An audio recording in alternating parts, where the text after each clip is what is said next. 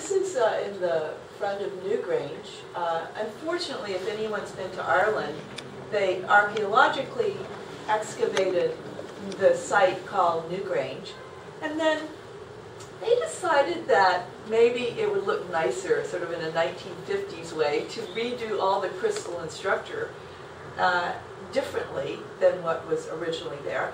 And so when you go there, you might have a bit of a scramble around this part of your brain, because it's like it isn't the original pattern.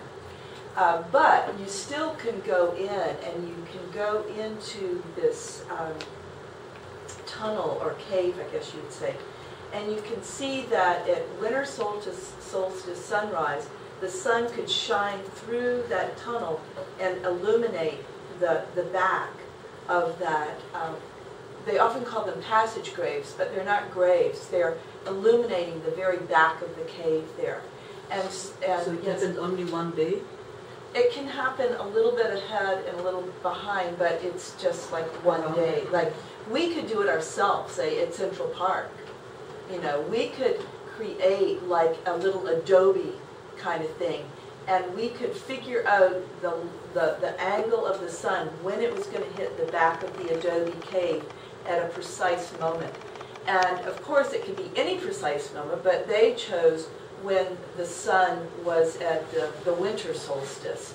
I am so grateful. Part of my heritage is the Irish heritage, and through amazing magic, like you're saying, following the waves kind of thing, I ended up in Ireland in '94, and I ended up being a speaker at the conference. I wasn't planning that, but it's called Toward Earth Community, Ecology, Native Wisdom, and Spirituality.